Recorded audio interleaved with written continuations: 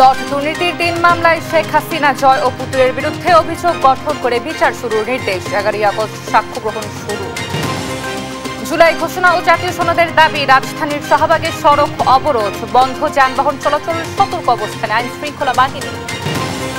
আজই জুলাই সনদ চূড়ান্ত করতে চায় জাতীয় ঐকমত্য কমিশন। মৌলিক অনেক বিষয়ে এখনো ভিন্নমত, সবার সহযোগিতা কামনা। এসিতে রাজনৈতিক দলের আয় ব্যয়ের হিসাব জমার শেষ দিন আজ। বিএনপি গণ অধিকার পরিষদ ছাড়া এখনো বাকি বেশিরভাগ দল। মার্কিন শুল্ক হার নিয়ে ইতিবাচক সিদ্ধান্তের অপেক্ষায় বাংলাদেশ। দুপুরে ঘোষণা করা হবে চলতি অর্থবছরের প্রথমার্ধের মুদ্রানীতি। ২১ আগস্ট গ্রেনেড হামলা মামলায় তারেক রহমান সহ সব আসামি খালাসের বিরুদ্ধে আপিল শুনানি চলছে, ন্যায় বিচার পাওয়ার আশা। এবং ইসরায়েলি বর্বরতায় একদিনে আরো ১২২ গাজাবাসী নিহত। সেপ্টেম্বরে ফিলিস্তিনকে রাষ্ট্র হিসেবে স্বীকৃতি দেওয়ার ঘোষণা কানাডার।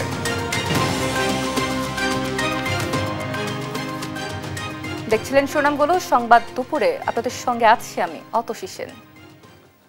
এবারে পুরো খবর। জুলাই ঘোষণাপত্র ও জাতীয় সনদের দাবিতে রাজধানীর শাহবাগ মোড় অবরোধ করেছে জুলাই যোদ্ধারা। বৃহস্পতিবার বেলা ১১টার দিকে শাহবাগে জড়ো হন তারা। এতে বন্ধ হয়ে যায় যান চলাচল। শাহবাগ মোড়ে লাল সবুজ পতাকা হাতে জুলাই সনদের দাবিতে প্রায় শতাধিক জুলাই যোদ্ধারা শাহবাগে অবস্থান করে। তাদের দাবি, এখনো জুলাই সনদ ও ঘোষণাপত্র না হওয়ায় আন্দোলনে বাধ্য হয়েছেন তারা। দাবি আদায় না হওয়া পর্যন্ত আন্দোলন চলবে বলেও জানান তারা। জুলাই সনদ নিয়ে আশ্বাস পূরণ না হলে শাহবাগে অস্থায়ী মঞ্চ তৈরি করে অবস্থান করবে বলেও হুঁশিয়ারি তাদের।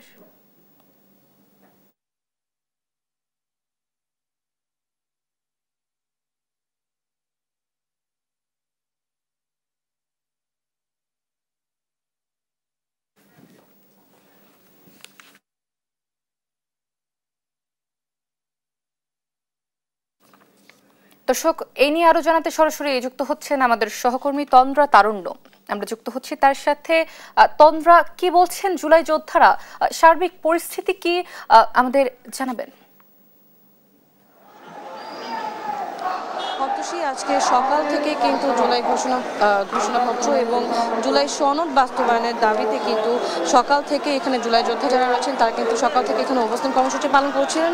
সকাল ৯টা থেকে কিন্তু তারা এখানে আছেন এবং তাদের যে দাবিগুলো রয়েছে সে দাবিগুলোর ব্যাপারে কিন্তু তারা বিভিন্ন ধরনের প্ল্যাকার্ড, ব্যানার নিয়ে এখানে সবাই একত্রিত আছেন এবং তারা বারবার যেটি বলছেন যে জুলাই ঘোষণাপত্র ও জুলাই সনদ বাস্তবায়ন এবং পাশাপাশি যেটি বলছেন যে স্থায়ী বিধানে যুক্ত করার দাবিতে তারা কিন্তু আজকে এই শাহবাগ মোড় তারা অবরোধ করেছে।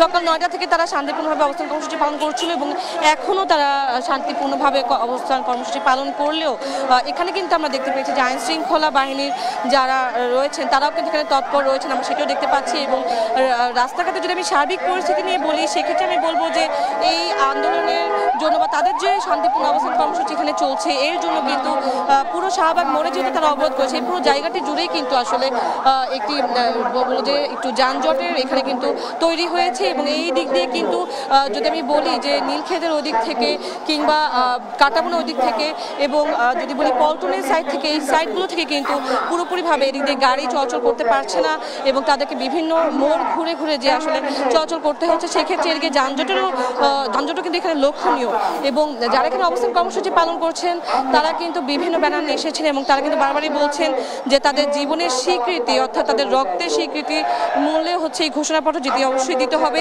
এবং জুলাই সনদ দেওয়ার কথা এবং স্থায়ী সংবিধানে অন্তর্ভুক্ত করার কথা তারা বারবার বলছিলেন। পাশাপাশি তারা কিন্তু আরও একটি কথা বলছেন, সেটি হচ্ছে জুলাই শহীদদের এবং আহতদের রাষ্ট্রীয় স্বীকৃতি দিতে হবে। তারা কিন্তু এই দাবিও আজকে এখান থেকে তুলছেন। এবং এই অবস্থান কর্মসূচির কথা যদি বলি যে সকাল থেকে যেহেতু শুরু হয়েছে সকাল থেকে কিন্তু রাস্তাঘাট তেমনটা অবরোধ দেখা যায়নি, তবে বেলা বাড়ার সাথে সাথে কিন্তু এখানে তারা ধীরে ধীরে শাহবাগ মোড়ে চলে এসেছে এবং এখানে তারা অবরোধ করে রেখেছে বা সড়ক অবরোধ করে রেখেছে। আমরা একটু চেষ্টা করব কয়েকজনের সাথে কথা বলার, আমরা চেষ্টা করবো যে একটু কয়েকজনের সাথে ভাই আপনি তো আজকে এখানে এসেছেন, আপনারা অবস্থান কর্মসূচি পালন করছেন, তো আজকে আপনাদের যে দাবিগুলো সেই দাবিগুলো সম্পর্কে আমাদের এই 1 বছর ঘটে গেছে, 1 বছরের মধ্যে এখনো জুলাই সনদ দেওয়া হয়নি। আমরা জুলাই সনদ চাই, এটাই।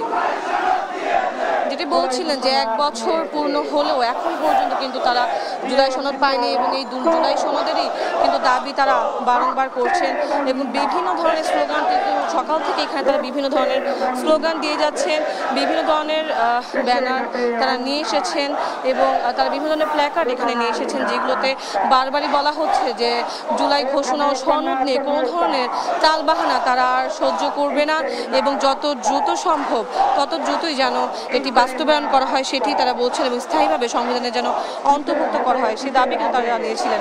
আমরা আরও দু একজনের সাথে একটু কথা বলার চেষ্টা করবো। ভাইয়া, আজকে আপনাদের যে অবস্থান কর্মসূচি সেটি কিসের জন্য আমাদের একটু আরেকটু বিস্তারিত জানাবেন? হচ্ছে আমাদের জুলাই সনদ এবং ঘোষণাপত্রের জন্য সরকার তিনবার আমাদেরকে তারিখ দেওয়া হয়েছে, কিন্তু আমাদের জুলাই সনদ আমাদের অধিকার আমাকে সরকার দেওয়ার নেই। এখন আমার মনে হচ্ছে আমরা আন্দোলন করে আমরা ভুল করেছি, কারণ আমাদের অধিকার আমাদের সরকার দিচ্ছে না, আমাদের সুচিকিৎসা দিচ্ছে না।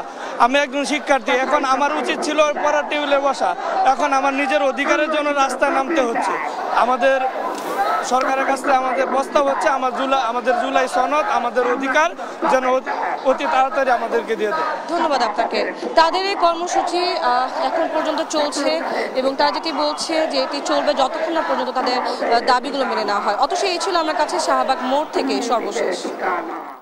তন্দ্রা, ধন্যবাদ আপনাকে। দর্শক, বছর পেরিয়ে গেল জুলাই সনদ এবং ঘোষণাপত্র না পাওয়ায় সড়ক অবরোধ করেছেন জুলাই যোদ্ধারা। সে বিষয়ে জানাচ্ছিলেন আমাদের সহকর্মী তন্দ্রা তারুণ্য।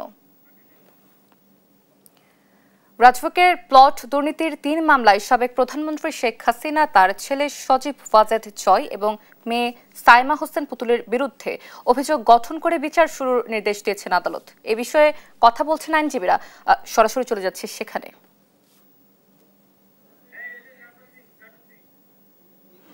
তিনি তার পরিবারের সদস্যদেরকে রাজুকের যে আইন বিধি এবং নীতিমালা ছিল সেগুলো ব্রেক করে কর্মকর্তাদের সহায়তায়, তাদের প্ররোচনায়, অর্থাৎ তার প্রভাবে এবং তার দ্বারা প্রভাবিত হয়ে গণকর্মকর্তারা তাকে যে সহযোগিতা করেছেন সেই সমস্ত বিষয়ে আমরা উল্লেখ করেছি এবং সেই উল্লেখের প্রেক্ষিতে বিজ্ঞ আদালত এগুলো শুনেছেন এবং রেকর্ডপত্র যাচাই করে পর্যালোচনা করে তিনি তাদের বিরুদ্ধে চার্জ গঠন করেছেন।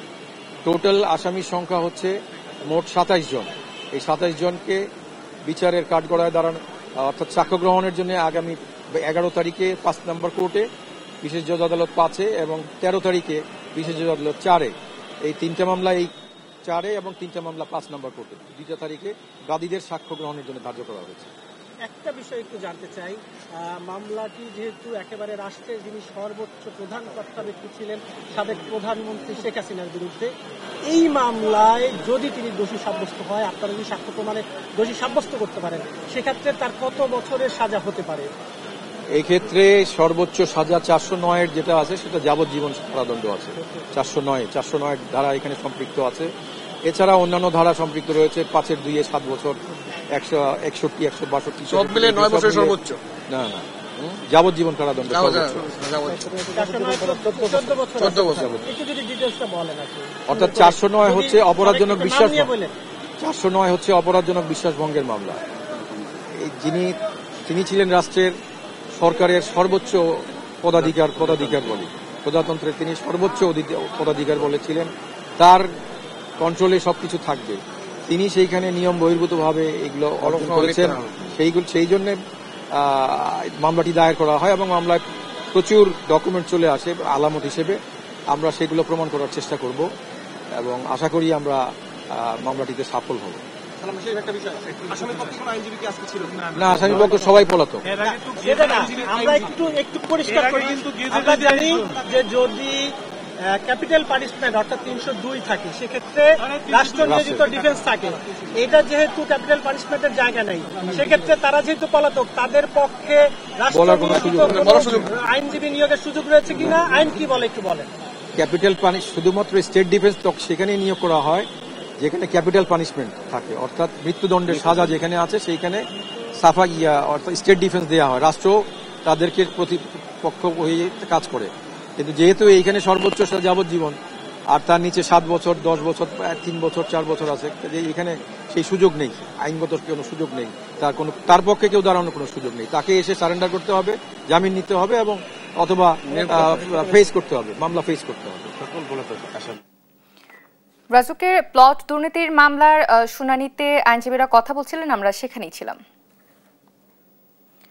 রাজনৈতিক দলগুলোকে নিজেদের মধ্যে আলোচনার মাধ্যমে সনদ বাস্তবায়নের দ্রুত সিদ্ধান্ত নেওয়ার আহ্বান জানিয়েছেন জাতীয় ঐকমত্য কমিশনের সহ সভাপতি অধ্যাপক আলী রিয়াজ। বৃহস্পতিবার সকালে রাজধানীর ফরেন সার্ভিস একাডেমিতে জাতীয় ঐকমত্য কমিশনের সঙ্গে রাজনৈতিক দলগুলোর দ্বিতীয় পর্যায়ের 23তম দিনের আলোচনায় এ কথা জানান তিনি। অমীমাংসিত 13টি বিষয়ে নোট অব ডিসেন্ট সহ ঐকমত্য হওয়ার কথাও জানান তিনি। বলেন, সনদের পটভূমি রাজনৈতিক দলগুলোকে দেওয়ার প্রেক্ষিতে যে সুপারিশ এসেছে তা থেকে জুলাই সনদ চূড়ান্ত করা হবে। আজকের মধ্যে দ্বিতীয় ধাপের আলোচনা শেষ করতে আগ্রহী ঐকমত্য কমিশন।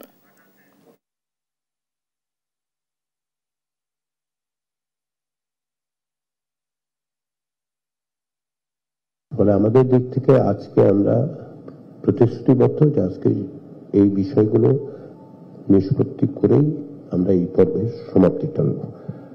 আমরা আশা করি আজকে সন্ধ্যা রাত যখনই হোক আমরা নিঃসন্দেহে এই জায়গায় পৌঁছতে পারবো। আমি মনে করি যে খুব বেশি সময় লাগবে না। রাজনৈতিক দলগুলোর সঙ্গে জাতীয় ঐকমত্য কমিশনের দ্বিতীয় পর্যায়ে 23তম দিনের সংলাপ আজ। সেখানে সূচনা বক্তব্য রাখছেন কমিশনের সহ সভাপতি অধ্যাপক আলী রিয়াজ। সরাসরি চলে যাচ্ছে সেখানে। এবং দর্শক, দুঃখিত, সেখানে রয়েছেন আমাদের সহকর্মী সাইফুল রিপন। আমরা যুক্ত হচ্ছি সেখানে।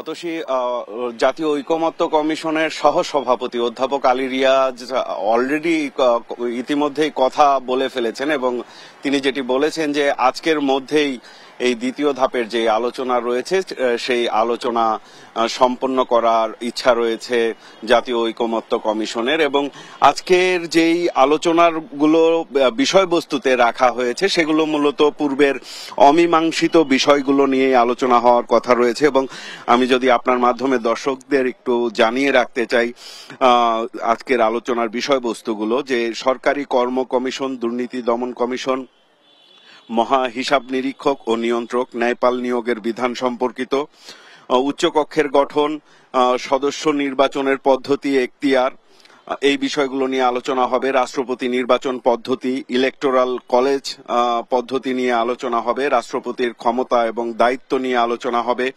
নাগরিকের মৌলিক অধিকার সম্প্রসারণ সম্পর্কিত প্রস্তাব এবং রাষ্ট্রের মূল নীতি সহ যেই পূর্বের যে অমীমাংসিত বিষয়গুলো রয়েছে সেই অমীমাংসিত বিষয়গুলো নিয়ে আজকে আলোচনা হবে। এবং ইতিমধ্যেই কিন্তু জাতীয় ঐকমত্য কমিশনের সহসভাপতি অধ্যাপক আলী রিয়াজ যেটি জানিয়েছেন যে অনেক বিষয়েই রাজনৈতিক দলগুলো ঐকমত্য হয়েছে এবং 13টি অমীমাংসিত বিষয়ে নোট অফ ডিসেন্ট সহ যেই ঐকমত্যের জায়গা তৈরি হয়েছে, এই ঐকমত্যের বিষয়গুলো সহ আজকের যেই অমীমাংসিত বিষয় রয়েছে সেগুলোর বিষয়ে সিদ্ধান্ত দিয়ে জাতীয় ঐকমত্যের জন্য এবং জুলাই সনদ চূড়ান্ত করার যেই পটভূমি রাজনৈতিক দলগুলোকে দেয়া হয়েছে, সেই রাজনৈতিক দলগুলোর কাছ থেকে তার ভিত্তিতে কিছু সুপারিশও পাওয়া গেছে।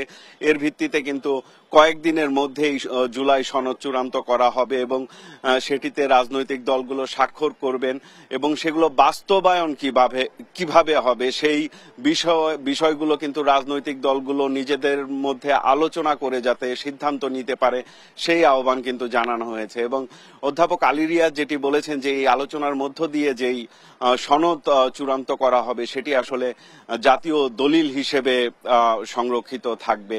তো আজকে সেই আলোচনার যে দ্বিতীয় ধাপের যে আলোচনা চলছে সেই আলোচনার শেষ দিন হিসেবে গণ্য করা হচ্ছে আজকের এই আলোচনাটিকে এবং এর পরবর্তীতে অনানুষ্ঠানিকভাবে আরো বেশ কয়েকটি বৈঠক হতে পারে বলে আমরা জানতে পেরেছি। অতসী।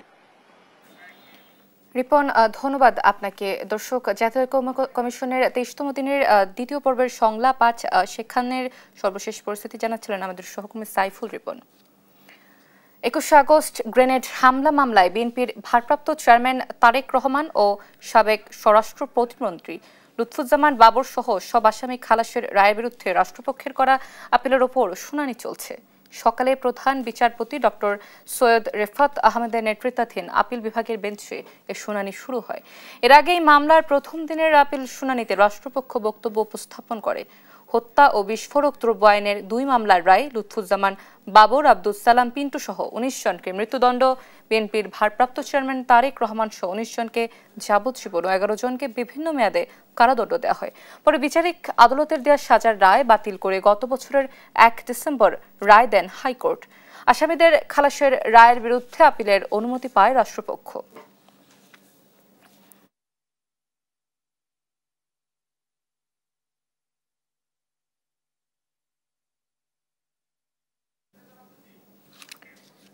একুশে আগস্ট গ্রেনেড হামলা মামলায় সব আসামি খালাসের রায়ের বিরুদ্ধে রাষ্ট্রপক্ষের করা আপিলের শুনানি শুরু হয়েছে। এ বিষয়ে আরও জানাতে হাইকোর্ট প্রাঙ্গণ থেকে যুক্ত হচ্ছেন আমাদের সহকর্মী মোহাম্মদ আলাউদ্দিন। আমরা তার কাছ থেকে এই বিষয়ে বিস্তারিত জানবার চেষ্টা করব। আলাউদ্দিন, শুনানিতে কোন কোন বিষয় আলোচনা হয়েছে এবং আপনার কাছে কি কি তথ্য রয়েছে আমাদের বিস্তারিত জানাবেন।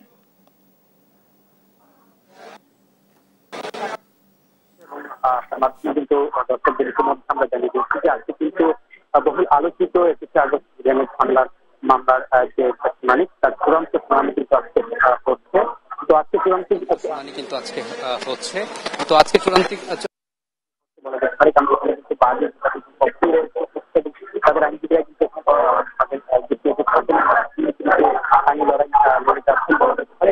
আমরা আরেকটি বিষয় আপনাদের জানিয়ে রাখি যে পূর্ব ঘোষণা অনুযায়ী অর্থাৎ 17 জুলাই কিন্তু এর আগে পূর্ববর্তী শুনানি হয়েছিল এবং সেই শুনানিতে পরিপূর্ণভাবে আসলে উপস্থাপিত হয়নি। বিধায়ী কিন্তু আজকে পূর্ব ঘোষণা অনুযায়ী কিন্তু চূড়ান্ত শুনানি ধার্য করা হয়েছে। তো আজকে শুনানি কিন্তু প্রধান বিচারপতি সহ 6 সদস্যের 6জন বিচারপতি আপিল বেঞ্চে কিন্তু আজকে শুনানি কার্যক্রম চলছে এবং এখানে আমরা আরো জানতে পারি জানতে 21 আগস্ট 2018 সালের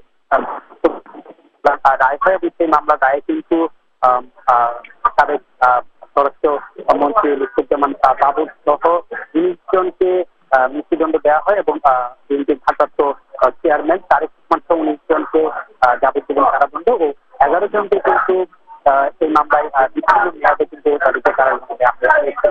এই মামলায় কিন্তু বিগত আওয়ামী সরকারের আমলে কিন্তু মামলার রায় হয় এবং কিন্তু বিচারিক আদালতে হয়েছিল, যার বিধায় কিন্তু হাইকোর্ট বেঞ্চ পরবর্তী বিষয়টি বাতিল ঘোষণা করেন, কারণ বিচারিক আদালতে সেখানে পরিপূর্ণ তদন্ত জানাচ্ছিলেন এবং সেই সঙ্গে সেই মামলার রায় অবৈধ ঘোষণা করে কিন্তু পরবর্তীতে বাদ দেওয়া হয়েছে। তার পরিপ্রেক্ষিতে কিন্তু বর্তমান সরকার অর্থাৎ সরকার এই মামলার চূড়ান্ত শুনানি ব্যবস্থা করে এবং সেই সঙ্গে কিন্তু আমরা আজকের এই দিনে কিন্তু চূড়ান্ত শুনানি হচ্ছে। তো পরবর্তীতে হয়তো আমরা শুনানি শেষে আমরা জানতে পারবো যে এই মামলার রায় কি বা তার বিস্তারিত আমরা জানতে পারবো। তবে রায় কি বা আমরা আলাউদ্দিন, ধন্যবাদ আপনাকে। দর্শক, 21 আগস্ট গ্রেনেড হামলা মামলার আপিলের শুনানি চলছে। হাইকোর্ট প্রাঙ্গণ থেকে সরাসরি যুক্ত ছিলেন আমাদের সহকর্মী। আজ শেষ হচ্ছে নির্বাচন কমিশনের নিবন্ধিত রাজনৈতিক দলগুলোর আয় ব্যয়ের হিসাব দেওয়ার সময়। নিবন্ধিত সব দলের কাছে হিসাব চাইলেও আওয়ামী লীগের কাছে আয় ব্যয়ের হিসাব চায়নি ইসি। ইসি জানায়, এখন পর্যন্ত বিএনপি, জাতীয় পার্টি, গণ অধিকার পরিষদ সহ বেশ কয়েকটি দল আয় ব্যয়ের হিসাব জমা দিয়েছে। তবে জামায়াত ইসলামী সহ বেশিরভাগ দল এখনও আয় ব্যয়ের হিসাব জমা দেয়নি। কোনো দল আবেদন করলে আয় ব্যয়ের হিসাব জমার সময় বাড়াতে পারে ইসি।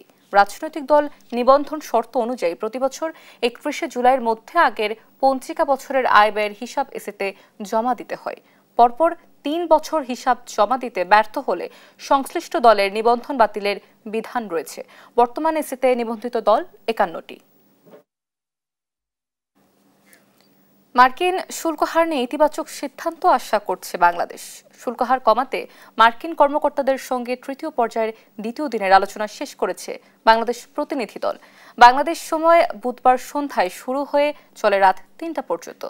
তবে শেষ দিনে শুল্ক হার কমানোর সিদ্ধান্ত হবে বলে জানিয়েছেন তারা।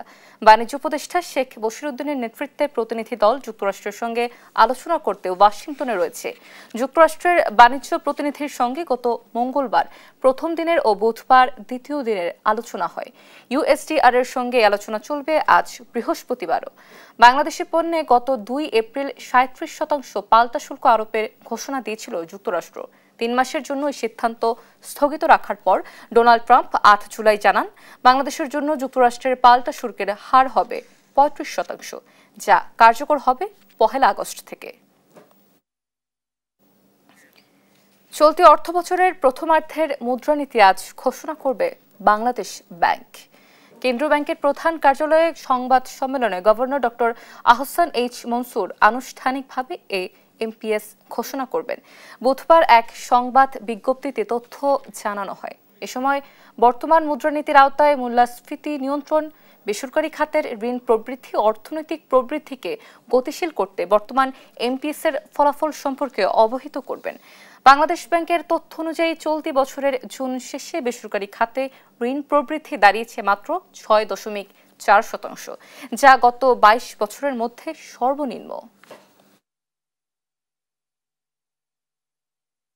চট্টগ্রামের হাটহাজারী থানার আলোচিত আরিফ হত্যা মামলার প্রধান আসামি মহিউদ্দিন শিবলু বাদশা ওরফে ভাইজানকে গ্রেপ্তার করেছে র্যাব। বুধবার খবর পেয়ে র্যাব 7-এর একটি আভিযানিক দল চট্টগ্রাম মহানগরীর পাঁচলাইশ থানার সেঞ্চুরি ওয়েডিং ফটোগ্রাফি দোকানের আশপাশে অভিযান চালিয়ে শিবলুকে গ্রেপ্তার করে। তিনি হাটহাজারী উপজেলার গড়দুয়ারা এলাকার বাসিন্দা। তাকে পরবর্তী আইনানুগ ব্যবস্থা গ্রহণের জন্য হাটহাজারী থানা পুলিশের কাছে হস্তান্তর করা হয়েছে। প্রাথমিক বৃত্তি পরীক্ষায় কিন্ডারগার্টেন ও বেসরকারি স্কুলের শিক্ষার্থীদের অংশগ্রহণের সুযোগ চেয়ে গাজীপুরে মানববন্ধন করেছেন শিক্ষক, অভিভাবক ও শিক্ষার্থীরা। বৃহস্পতিবার সকাল 10:30টায় গাজীপুরের চান্দনা চৌরাস্তা সহ সদরের বিভিন্ন স্থানে ঘণ্টাব্যাপী এই কর্মসূচি করে অন্তত উপজেলার 180টি কিন্ডারগার্টেনের স্কুল। এতে অংশ নেয় প্রায় 1.5 লাখ মানুষ। এ সময় বক্তারা বৃত্তি পরীক্ষায় অংশ নিতে সব প্রতিষ্ঠানের শিক্ষার্থীদের সুযোগ সমানের দাবি জানান। 17 জুলাইয়ের পরিপত্র বাতিল করে নতুন পরিপত্র জারির মাধ্যমে কিন্ডারগার্টেন শিক্ষার্থীদের বৃত্তি পরীক্ষায় অংশগ্রহণের সুযোগ দেওয়ার আহ্বান জানান তারা। শুধু সরকারি স্কুলের বৃত্তি পরীক্ষা দিতে পারবো, আমরা কোনো বৃত্তি পরীক্ষা দিতে পারবো না। তাদের থেকে আমাদের মেধা আছে, তাদেরও মেধা আছে, সবাই দিতে পারবে বৃত্তি পরীক্ষা, সবার জন্য বৃত্তি সবাই দিতে পারবে। সরকারি স্কুল কেন শুধু 2024 সালে বৈষম্যের জন্য আন্দোলন করা হয়েছিল, কিন্তু এখন 2025 সালে এসে বৈষম্য কমে।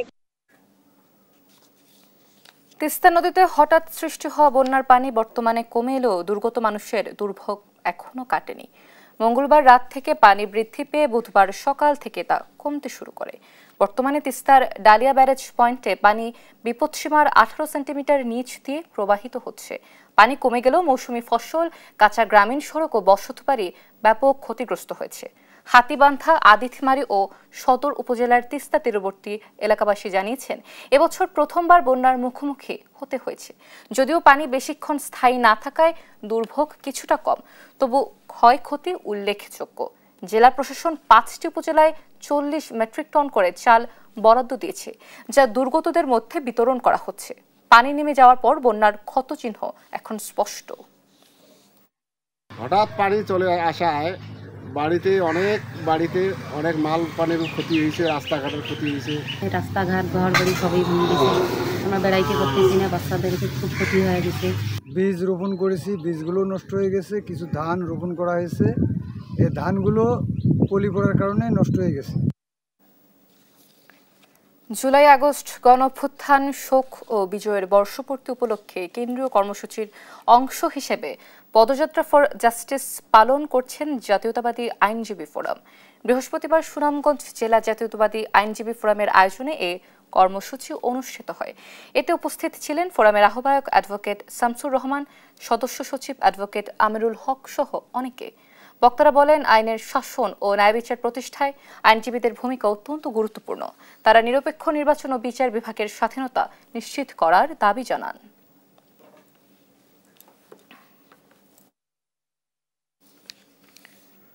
জুলাই আসলেই মনে পড়ে ইন্টারনেট বন্ধের সেই দিনগুলোর কথা।